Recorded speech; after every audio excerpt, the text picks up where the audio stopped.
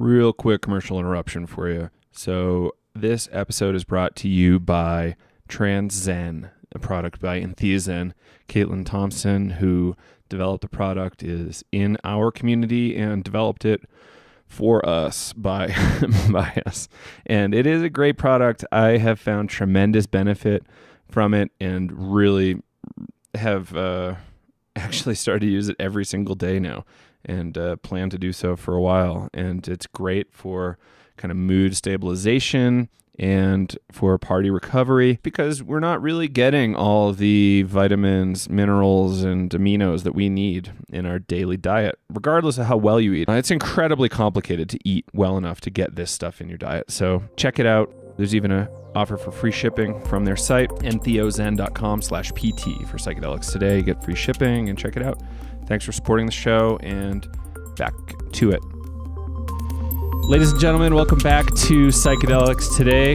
Kyle Buller and Joe Moore here, coming at you for a show with no special guests, just us. So hope you enjoy it. We've got a lot to talk about. And yeah, apologies on that last episode. There's a lot of really awful noise. We'll see if we can't or can get with Alyssa and re-record that, maybe replace it in the near future. So if it was awful, keep an eye out, and maybe we'll be able to win you back. So I reached out about re-recording, just waiting to hear back. But yeah, I don't know. It was like one of those things where it was a really great conversation, a lot of great information, and just some technical issues, I guess. The Eclipse energy just maybe was screwing with the technology. I don't know. It was me being a dummy, but yeah, perhaps. So hopefully the new equipment I've ordered and the new configuration I've got, we won't have to have that problem in the future. So, Kyle, you and I recently were able to acquire some sponsors for the show, and you wanted to kind of discuss that with the listeners.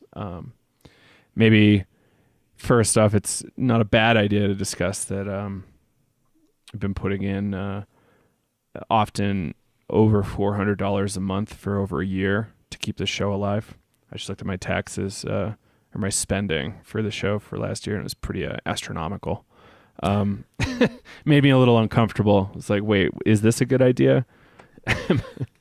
Yeah, I think it is. I think it's worth it, and I think that money spent has served a lot of folks in the community. We're I think getting close to 140,000 downloads now. So yeah, word's out. People are listening. People, I think, are liking what we're saying. So hopefully it's okay.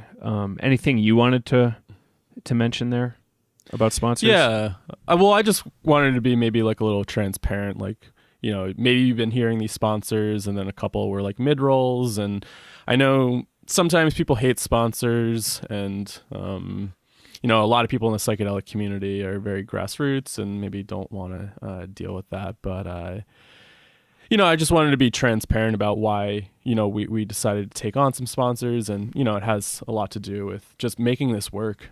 Joe and I put a lot of time into this. And, if the opportunity is there, we really want to use sponsors that we feel good about, and also that have some connection to the psychedelic community. Like, I definitely do not want to use a sponsor that has no relevancy to what we're trying to do. So if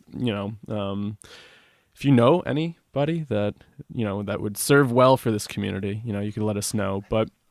And I just want to be transparent that, it takes a lot to put this on. And, if we can get a little bit of money here and there from a sponsor that, is in the psychedelic community and we feel good about their work, then, it makes our work a little bit easier and keeps it sustainable. As Joe said, put a lot of money and time into it. So, and we like giving free content out. So that's the thing. Yeah, absolutely. We want to keep it going. Honestly, I'd rather be like at the gym or skiing or hiking or on my bike or something often, and being often in the negative. It's been kind of painful. It's been a work of love, a labor of love, and we're kind of in a special spot now that we can do it this often, weekly. And I would hope that we're going to be able to bring multiple episodes a week in the future. keep an eye out for that. It's going to be a lot of work, and we're going to need some help. But a lot of you out there have been kind enough to help. So yeah, we really appreciate that, and hope you all understand. If you don't, sorry. Maybe we can figure something out. Let us know. If you want to pay extra to not hear ads, let us know. Maybe we can make that happen. We do offer a lot of interviews right away on our Patreon campaign, where you donate a small amount monthly and you get access to a lot of stuff. So maybe check that out. So maybe a good time to mention our new sponsor. This is their first ever episode.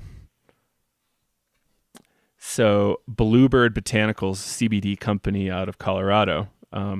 Lex Pelger, formerly with Symposia and Psychedelic Salon, now works there. And a couple of my actual good friends from Boulder work there, and hooked us up with a sponsorship and some product. And we've been taking CBD now, I don't know what, for a couple weeks, maybe. Yeah, about maybe a week and a half, 2 weeks or so. I think I like it. At first, the taste was a little tough. I was like chugging coffee to like balance it out. But actually, I like it now. It only took a little bit, and I just put a bunch in my mouth a few minutes ago, and it's like, oh, this isn't that bad. Totally hemp derived, no CBD. You can mail it, or they can send it anywhere. I think. I actually don't know how the international laws work, but check it out. Their website will definitely say it. It's pretty cool stuff. And it's all Colorado grown hemp, which is really awesome. Yeah. I remember in their early days they had to import from Canada, but now that people are stepping up in Colorado and growing hemp, they can use hemp, which is super cool. Domestic hemp. Not having to ship it that hundreds of miles kind of makes it a little bit more special. And I don't know, maybe let's get into CBD just for a minute, so we don't have to jump topics. As they are the manufacturer of this stuff, they have to be really careful about what they say, because none of this stuff has really been established via the FDA or DEA. What are some of like the big things you know about CBD? Well, or what I don't applications know. At least. Yeah, I don't know too much about it. Like I obviously know a little bit, and talking to Lex, I mean, Lex is like CBD king, right? Writing his book and whatnot about it. But my takeaway is that the human organism has an endocannabinoid system, and CBD attaches and binds and activates these different receptors in our body, and that's why it has a wide range of application. So, the really big thing that a lot of people know CBD for is like it's benefits for epilepsy. When you think about like that one strand, Charlotte's Web, I think Charlotte was a girl who had really severe epilepsy, and they had to create a high CBD concentrate to help treat this girl. So CBD is really great for that. And, I've definitely read a lot of stories of people moving to Colorado just so they could get like CBD and, also THC derived concentrations, or just the cannabis to help with epilepsy and different medical conditions. I know that's good for like chronic pain, sleep, insomnia. People have trouble sleeping. And yeah, it has a wide range of use, but I'm no expert in CBD. I'm trying to learn more about it now that, we just got connected with Bluebird, and, I've been using it for the past 2 weeks, and I sometimes feel a little bit calmer after taking it. And I think it's really about like knowing the dose and what dose you're using it for.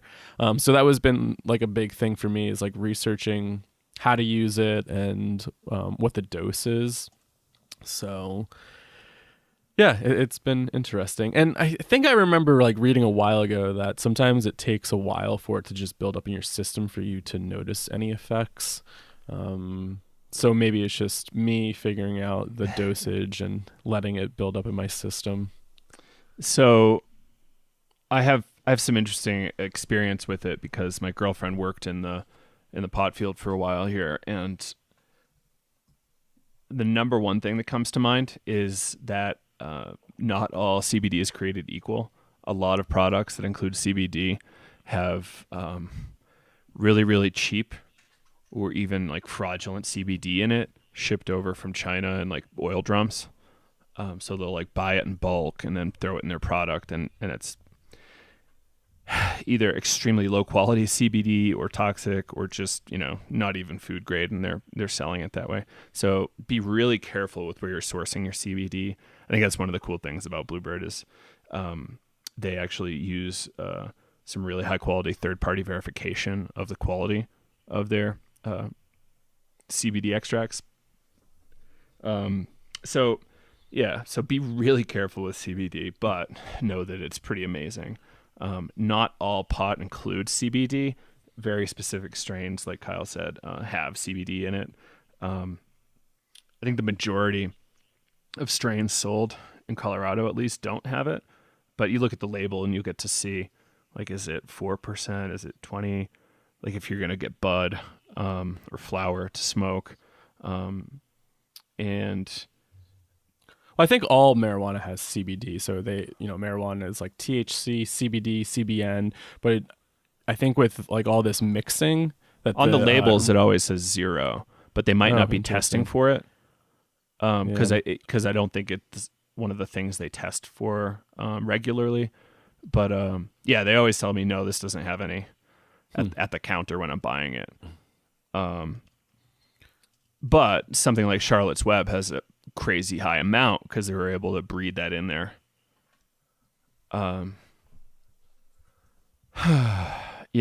So you might be right though. CBN is a really interesting compound too.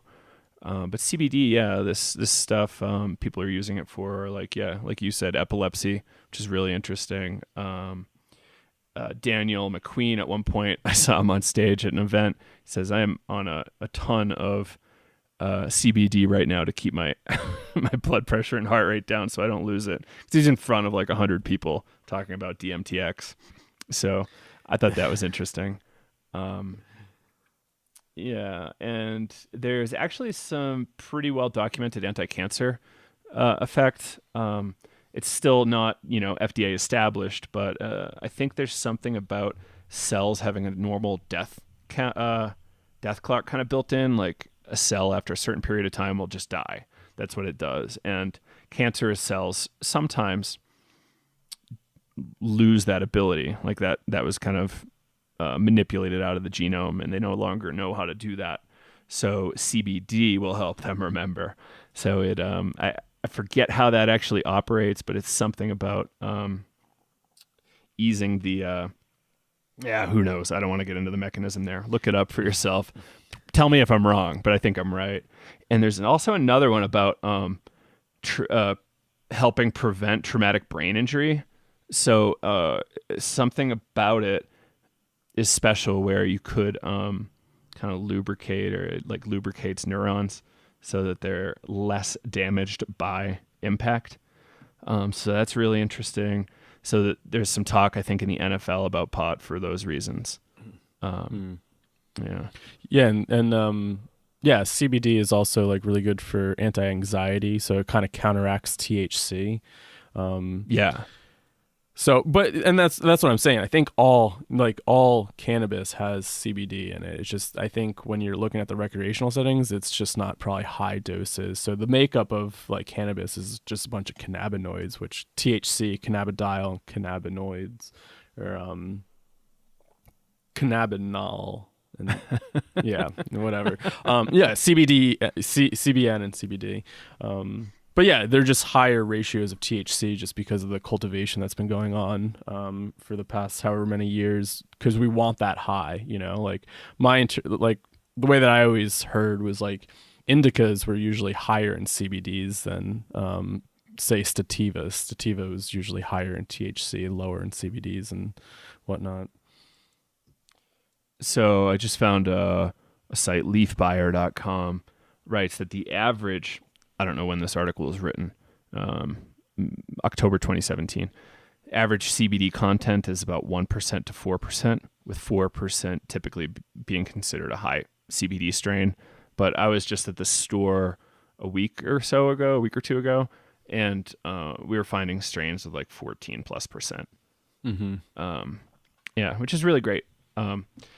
And And then there's like, the zero THC strains. And we're seeing a lot of products in the market now, like just CBD isolate. So it's just a white powder that's pure CBD that you could vape or something. I've been hearing good things about that. I just had a conversation with somebody about it. Fish Weekend last year we did it, and it was really nice. It like about 8 people did it, and one person just ate it, which is kind of interesting. And I thought it was really nice. It was mellow. You're just not getting high, which is cool. You're just feeling really mellow. Yeah, and if you have an actual medical issue, maybe that's the way to go. Isolate. Mm-hmm. I don't know. You really want to experiment. And I did a quick Google too, and there's looks like one of the first drugs might soon be available with CBD. This company, GW Pharmaceuticals, is looking at FDA approval for a CBD medicine. Pretty cool. If anybody knows any really great people that research CBD, we'd love to interview them. Yeah. We'll probably get Lex on again, but because he works for Bluebird, it might be a little problematic with like FDA stuff for him to talk about the benefits of CBD. So we might have to get an independent third party. Well, maybe we'll hit up Lex for a recommendation too. But yeah, please hit us up, people. We would love to be able to do something. The cannabis science is just really taken off in the past few years, Have you heard of Trichome Institute? I don't think so. Denver-based education group. I think primarily they're training bud tenders and growers, but they have a lot of interesting things to say about trichomes, like the different types of what's the word? Terrence McKenna loved using it. The different plant chemicals. What do we want to call them? What would you call psilocybin when it's in a plant or a mushroom? Sometimes I call it an active alkaloid, but that's I know the word. Alkaloids. Thank you. Yeah, I'm not too great with chemistry. Sometimes I don't know if I'm using that term right, but you just call it alkaloid. But active alkaloid's cool because it's like this is the one that we're talking about. You eat it and you're using it for that. The same way you eat a ibuprofen pill and the active compound is ibuprofen. So you're using it right for sure. And the alkaloid, all alkaloid means is a plant generated chemical. And there's a shitload of them in plants. A plant like cannabis has thousands. And similarly with other really complex plants. Well, when you were talking about the trichromes, something I learned when I was studying with Kat Harrison, who used to be married to Terrence McKenna, I took a 2-week plant course with her out in Hawaii, which is pretty awesome.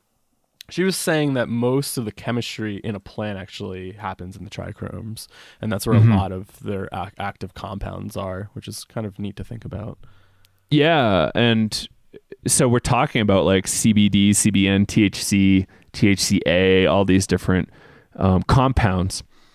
But what if the flavor of the high, the subtle characteristics, the trajectory, how it feels, isn't just THC, but it's all these trichomes influencing the shape, which I think Danny McQueen's worked with the Trichome Institute people to develop his blend of cannabis that he uses in his cannabis circles.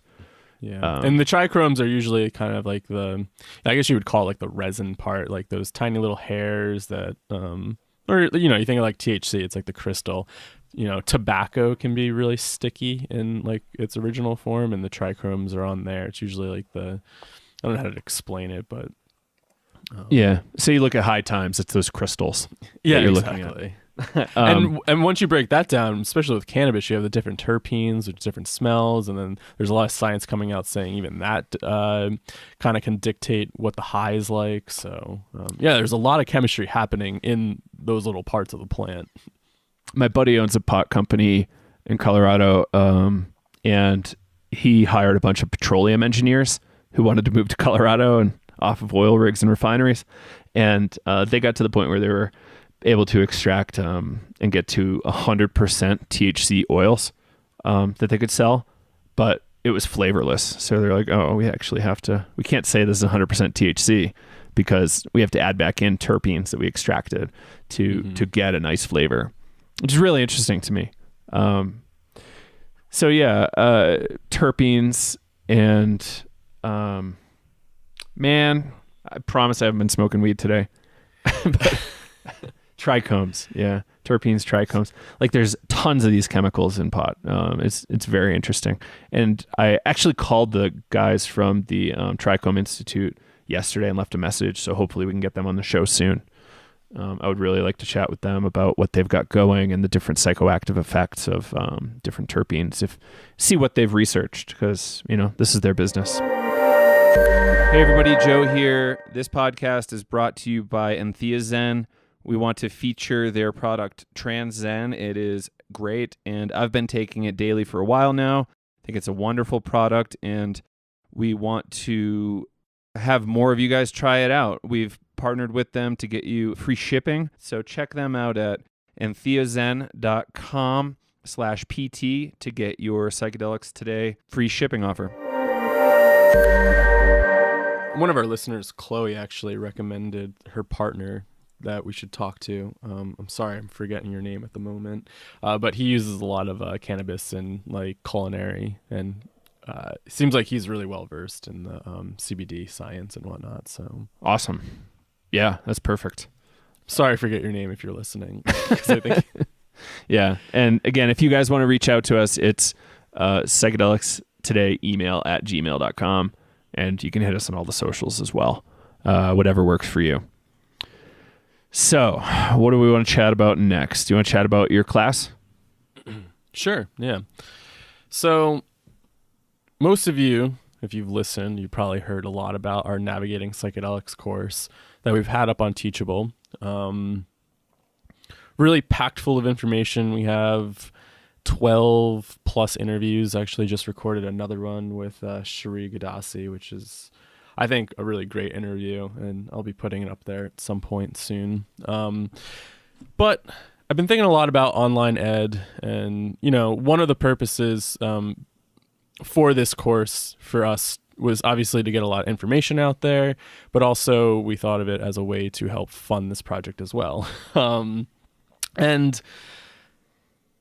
you probably heard me talk about being in online like education and doing my master's online and whatnot. And, sometimes I just think about like the lack of community that can be built by just watching a video and not participating. So I've been wanting to play around with the format of kind of offering this course as a live cohort of maybe 12 people. I want to keep it small. We'd have... I think it's 6 live meetings. It's going to be 8 weeks long, but we'll take 2 breaks and we'll meet on Zoom for six times. And we'll go through the course material, which covers harm reduction, basic preparation and safety techniques for using substances, festival safety tips. And then we'll get into the psychedelic experience, talk about, the different experiences that could come up, go over the Stan Groff's framework of kind of navigating the psychedelic experience, with which Joe and I are, you've definitely heard us talk about, but really comes from a lot of our breathwork background and working with people in breathwork in non-ordinary states. And then we'll go into talking about integration and self-care. And the idea to make a live course is to really help build community and to just have interactions. And I thought it would also be fun to come with some sort of integration, something that you might be working on. Maybe it was a difficult experience, and kind of just using the group as a way to process this stuff. So we'll have like one meetup will just be an integration group where we talk about experiences. I'm hoping to at least get one special guest to chime in one of the groups, maybe somebody from our master courses. And so, yeah, I kind of want to experiment with more of an interactive type of learning. Because I know for myself, like, I've signed up for online courses and, sometimes I don't make them through it. And I think, okay, if I pay for this, I'm definitely going to go through it. And that's not always the case. And sometimes I wish I had somebody there to hold me accountable, to show up and to actually go through it. But doing this stuff on your own can also be kind of like, I don't need to do this right now, or like I'll get to it at another time, and sometimes it just never gets done. So I just want to offer a new way. So the first time I'm going to be offering this is going to be kind of like a beta testing. I'm just calling it beta testing, but Joe and I actually ran a live course when we first launched this, kind of as a beta thing, and it was great. We met. It was only for 3 weeks, I think, 3 or 4 weeks, so it was a lot shorter, and it was really packed. Like we just went through the material, and we had 10 people in there, and it was awesome. We got a lot of great feedback, and it was fun to actually interact and get to know some of the people that are listening. So yeah, this new kind of beta testing, just a little bit more like a different format, maybe not go over a lot of the course during the calls, have the calls as more integration. You can watch the courses during the week, and then we'll meet up and chat about it and just answer questions and whatever else. But also maybe walking through some integration stuff, work on stuff. We have a trip journal now. I've been working on an integration journal. So just giving little pieces here and there, different integration activities, and I'm hoping to incorporate, if the people are interested, like a little creative project, whatever that is. Could be like an art project or just something to really take whatever experience you're working on and putting it down somewhere on paper or digital, whatever that is for you. So it's a little bit about what's on my mind about online ed and maybe reshaping our offerings. Yeah, I was thinking too, Kyle, it might be really neat to do like some short 20-minute breathwork sessions. And, obviously not while we're on Zoom together, but, maybe have people do it the day before the session or early in the morning before the meetup, and just kind of like compare notes and say, okay, this is kind of a sample of what breathwork looks like. And, since we're bound by legal situations, we can't have you do drugs at home and tell you to do drugs at home. Maybe breathwork is the method. Which I do have a 30-minute breathwork video in the course. So that is actually a resource for anybody that buys that course. I've actually seen people, it's a really big thing on some of the breathwork accounts I follow on Instagram. They do virtual meetups all the time. They just have somebody download Spotify and they make a playlist and everybody's on Zoom kind of laying down, breathing together, which, it could work. Just maybe hold space while that happens, and then we just get back together and talk about it. But I was really curious about how this virtual kind of breathwork thing works. And I actually purchased one maybe a year ago, and I didn't attend it live, but I just watched the recording, and it was kind of cool. It worked, and yeah. So, I think I'll be able to be there for a bunch of the classes, and I think it's going to be really fun. And where can people find out about it? If you go to psychedelicstodayshop.com, and then if you go to all products, our navigation is sometimes a little weird up there, but you go to psychedelicstodayshop.com, our online store, and then you click on all products. And then there is a Navigating Psychedelics 8-week course. You'll see it. It's $175. I'm kind of viewing it as like a super discounted thing, since our other course is like $127. It comes with all this material, like 14 interviews. So you'll get access to all that, and you're pretty much just kind of paying for time of meetings. So you get 8 weeks, 6 Zoom meetings. And there's only 12 seats available, so it might sell out. So yeah, get ahead of it if you're interested, people. And it starts early next month, we said. Yeah, March. I want to say the 5th, March 5th. It's March 5th. It's on Monday nights, so 7 p.m. to 8:30 p.m. Eastern time. So we'll do an hour and a half calls. March 5th it starts. We'll meet again on March 12th, the 19th, the 26th. We'll take a break, but you can still engage in the work. Resume on April 2nd, April 9th, take a break on the 16th, and then wrap everything up on the 23rd. Yeah, and this is a really interesting opportunity because a lot of folks, they hear about psychedelics, they go, oh, I want to really dig in or whatever. And we can really take you from knowing nothing to being highly functional and probably safer than a lot of people who have years of drug experience under their belt. So, yeah, we can help really reduce harm and make you be a literal lifesaver in a lot of cases for folks who are interested in psychedelic use. And yeah, I think it's tremendously valuable. I wish I had this class when I was, junior in high school or something. Probably would have done a lot of stuff better, a lot less harm. And so, all right, let's chat briefly about Jamaica, because I know a lot of people are really curious about our workshop that we're doing down there. So we're doing a mushroom retreat. We found through Eric Osborne of Myco Meditations that there are wonderful laws in Jamaica that allow us to do legal mushroom retreats there. And you can honestly eat mushrooms legally on a beach in Jamaica and be totally safe. So we're going to be down there with Eric putting on the retreat and facilitating sessions. So I think a lot of the sessions are at night. I think we'll do one day session. We'll do some smaller breathwork sessions, explain a lot of our course material down there, talk a lot about the theoretical aspects of psychedelics as it relates to Stan Groff and holotropic breathwork. And I think there's even some opportunities for like going off into the jungle to some waterfalls and doing some cliff jumping if you want. It's obviously an ocean right there, so you can go swimming. I think, you're in Jamaica, so there's a lot of opportunities. Anything you want to throw in there at all? I'm just really excited about the opportunity. Sure.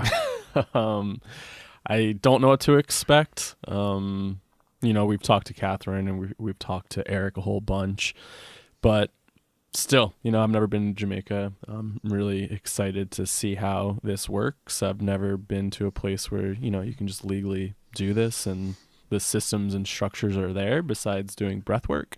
I've never been down to Peru to drink ayahuasca or anything in that context. So I'm really curious. I'm going with an open mind, open heart, and just see how it unfolds. And, I'm excited to be able to hold space and also offer breath work. Even if it's just an hour, little mini sessions, I think it's going to be really important for like integrating and just working with the experience and keeping everything moving forward. Yeah, man, I'm super excited too. It's just an amazing opportunity to be able to do this work with people legally. I'm really excited that we found a place where we can do it. I've also not been down to Peru. It's just, it's a really big step to fly that far and to jump into the jungle. And, there's some risks down there, some serious risks. Ayahuasca, you don't really know what's in ayahuasca. Hopefully you're going to a good center with a great shaman facilitator. And everything works out great. But, sometimes they put toei or tobacco in, and that's pretty toxic. And there can be problems. But with mushrooms, recently established to be the safest of all drugs, there's very little that can go wrong. And in a legal setting, your stress and your subconscious is just so much more ready for the psychedelic state and prepped. So there's a lot of great stuff there. And Catherine, even on our episode when we talked to her, she said she didn't see anybody really freak out, which was really shocking because even in the Hopkins study, there's definitely high anxiety for some folks at some of those high doses. And so I'm excited, and I would love to go down to Peru. I just feel like I've always been in school and just been like a broke student. Just can't afford to do that. Yeah, being a broke student forever. Peru eventually. But we're also looking at Netherlands. There's interesting legal stuff there. And so if you want to do work with us in the Netherlands, we're actually looking at going in June. And that could be really interesting. I think Amsterdam is the second or third largest airport in Europe, so you can definitely get a flight there from the States. And if you're in Europe already, it's pretty easy to get to the Netherlands, regardless of where you are. So, let us know. If you're interested, email us, Psychedelics Today, email at Gmail, and, let us know what you're thinking. We don't have a formal plan yet. Like, maybe I'll go for a week and Kyle will go for a week. Maybe we'll be there at the same time. But, let us know. Mushrooms are no longer legal, but magic truffles are, and they have the same compounds, psilocybin and psilocin. I wonder what the reasoning behind that is. Do you know? Yeah, probably. They just didn't include it in the legislation for no good reason. I think it was just oversight. Thankfully. Interesting. And I wonder if there's the reason for making the mushrooms illegal. Like why the mushrooms?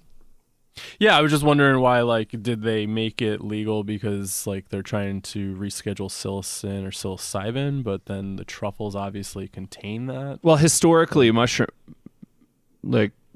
containing mushrooms were legal. Right. Yeah. And head shops and stuff. Based on a couple events that happened, I think a tourist just went over the line and went bananas in public without supervision or experience or whatever. And I think maybe got hurt or killed. And as a result, they decided to make mushrooms illegal. And part of the legislation, I guess, just didn't encompass the truffle. Huh. So you can still buy them in stores all over. Yeah. I've never had an experience with it, but some people that I know said it's more, I guess, psychological. That's good. I don't know. Yeah. I talked to a medical doctor. More psychological process. Talked to a medical doctor a while ago that flew over there with a family member to facilitate their own session. It was pretty interesting. They really liked it. It was really intense, but it was helpful for them. So that's. Wait, you talked to this person or? Yeah, I've talked in person to this medical doctor about it, and they really appreciated it. It was, I think, maybe last March or last February they did it. Yeah, it's very interesting. Why did they go over there? Because they didn't want to do drugs illegally in the States. Oh no, I mean what you said, they were going over there for some medical thing or healing. No, they were a medical doctor, and they went over with a family member to facilitate their own session. Oh, okay. They went to Europe for the sole purpose of using truffles. Yeah. Yeah, so that's an option. So hit us up June this year, probably also again later. But some folks are interested, and we just need a few people to really firm it up, and then we can just make it happen. So let us know. Anything you want to mention about integration? I have a note here that we wanted to kind of chat about integration as a whole, or an integration story. Well, I think I maybe wanted to just toss that in there when I was talking about the course of maybe why integration's important, or just integration in general. So I recently just got back from a festival where I kind of went over the line a little bit for 5 days in a row, which is not advisable. I'm not telling anybody they should do that, but it took me a good 5-6 days to really get back to a baseline where I felt good. I was actually really irritable, exhausted. I couldn't really think well for a bit. Thankfully, we had a bunch of interviews in the backlog and had them scheduled, so we didn't have to record with anybody. But yeah, it was really hard. It was really complicated. And I did use the Entheogen Transcend supplement a bunch, which helped with my day to day. But I think just overuse like that, it would have been way worse if I didn't, because I would have been had all those things depleted, all my Bs and zinc and all that stuff depleted. And it would have been really tough. Probably would have had some extra inflammation, which can lead to increased stress. So yeah, I was really happy I had that. I should have traveled with the CBD, but I didn't. What was the one hard part about that? Just the time. Going back to work was tough. When I didn't have anything stressful to do, how we talk to people in breath work, let's make sure you're not doing anything really, really stressful over the next couple days, kind of thing. Like, you know, that's great advice. It would have been really good advice if I could take like 5 days off to recover, but, you know, I have to go back to work and make the money to afford life, I guess. Yeah. And, you know, as a result, I get into like difficult and frustrating conversations with coworkers and, you know, short temper, going, how do you not understand this? This is crazy, you know? Or like, we've been having some issues with our dog being kind of sick. So that was really like putting me on edge as well. So I'm like, oh shit, is the dog going to die like right now? Is the dog going to die while I'm on vacation? Like we made plans with the dog sitters, like how much money are we going to spend to keep the dog alive while we're gone? Cause we were out of cell phone range and internet. So yeah, it was really, really stressful on a lot of fronts. And, you know, the dog's still same status, not worse, not better. So that's fine. But my health is good now. My mental state is good now. It just kind of took time. Yeah. What I would have done differently probably is got my nutrition really, really dialed.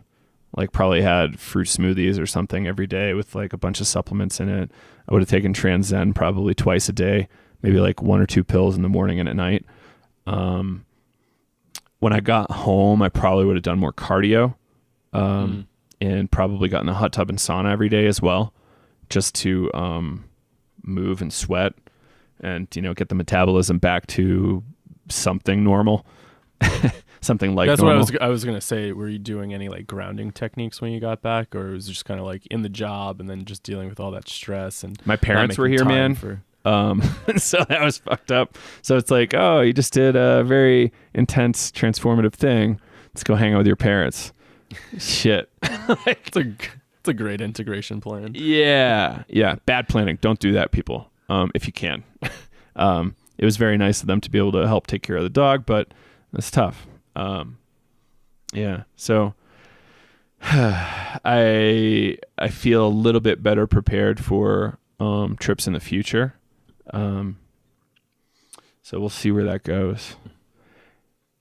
Hey, last night I facilitated breathwork, like a short session in town, and the thought came to me that, you know, since pot's legal here and I have access to speakers and headphones and whatever, why am I not doing like weekly or every other week introspective sessions with pot in silent darkness, or, you know, silence with me, or, you know, darkness with music, like eyes closed in my bed?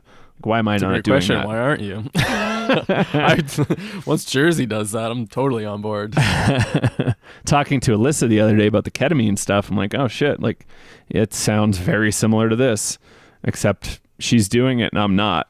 You know, I'd love to be able to get prescribed those ketamine lozenges, so maybe I can dig into that too. But yeah, I think rotating through all these drugs is really important in a lot of ways. Yeah, I think I've said it on the show before, but I can barely smoke cannabis unless I'm in a really fun party situation or a concert. I just my anxiety comes out hard. When my life anxiety drops a ton, then I can. Right. Yeah. Well, do you have any like what do you do when that anxiety comes up for you? Just fucking suffer. I don't have anything. I know you mentioned yoga and breathing. I should do that. That's what I typically do, and I realize that like a lot of that anxiety's coming up because there's a lot of like unprocessed shit that's in me, and usually pot will bring that up to the surface, and it like makes me kind of process it. So I'll like just go in my room and breathe into whatever that anxiety is, and you know, really create space to do that work. Right. Yeah, so that's actually been one of my projects lately, is trying to figure out self-care. I, you know, go to the gym a lot and ski, snowboard a lot, but you know, based on all my physical injuries, I haven't been able to do that as much as I want. But I started going to a float tank center, which has been really nice, relaxing, and I think that helps get a lot of the somatic stuff exposed, because you don't have that input, and just, you know, whatever is in your mind-body system starts coming out, whatever way. You know, sometimes you're laying there in kind of like a relaxed state on the ground or in your bed or something, like hypnagogic, and your leg kicks or something. It's like, I feel like that's kind of a way for your body to express some of this energy. Mm-hmm. Yeah, definitely. Yeah, allowing the tremors and stuff to happen, to kind of shake out or whatever that is. There's some trauma technique Tim Ferriss talked about a while ago, where it looks a lot like kind of tremor stuff, like you're trying to instantiate this tremor stuff. So in somatic experiencing with Peter Levine, he talks a lot about like the importance of letting the body shake and tremor. And I know I mentioned this on one episode where he shares a story in one of his books. I forget the title, but I had to read it for class. Something Inner Voice. And he got hit by a car and pretty traumatic. And he said he just allowed his body to shake. And he got in the conversation with the ambulance, like the paramedic, about like allowing the body to shake in trauma and how that helps to reset the nervous system. And when you don't do that, that's when it's a potential for developing PTSD, because you're not letting the body reset and the nervous system reset. And then so you get in a cycle, you kind of get stuck in this fight or flight cycle. And, you're your sympathetic nervous system gets activated and your like limbic system's going all nuts. And so yeah, really interesting. It made me think a lot about breath work and shaking, and how that catharsis can be really good. But he also talks a lot about like titration with a lot of this work, and how it's important to actually not like make somebody jump right into the deep end, and to really like titrate the experience, because you don't want to just like have somebody relive that experience if they can't really hold a container for it, or they're not ready to process. Right. So the technique he talked about, Tim Ferriss talked about, was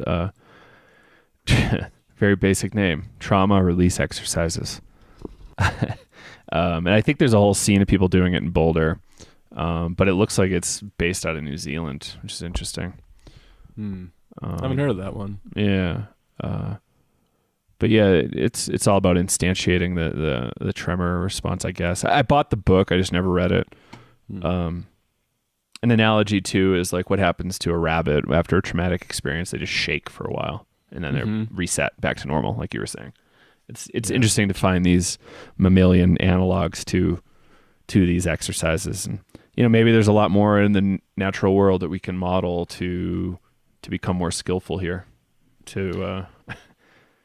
That book, like, yeah, that Peter Levine book, I really enjoyed it, because it was kind of like stating that we are animal, and our biology is animal, and that it helps to let that stuff shake out and to really get in touch with that.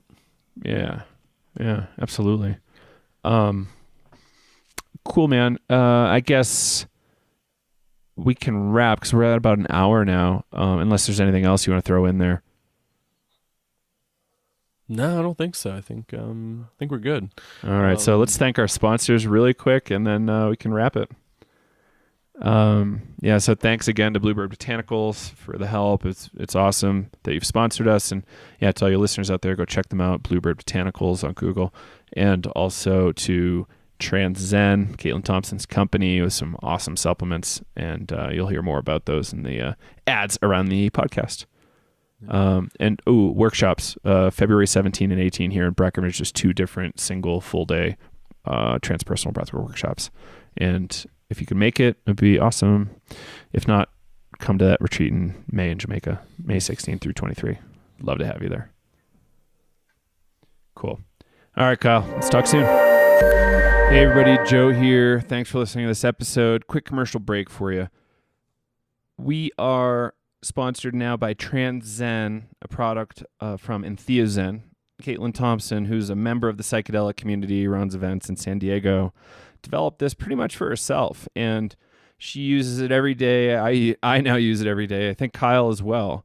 And it's a really cool product that fills in a lot of our nutritional gaps. A lot of our behavior and moods come from your diet, your gut biome, and a lot of other factors. But something we can easily control is our nutrition, and this supplement fills out a lot of vitamin, mineral, and amino acids that can really contribute to feeling better. It includes dopamine precursors, serotonin precursors, a lot of B vitamins at reasonable doses. Not anything crazy. It's not like you're going overboard.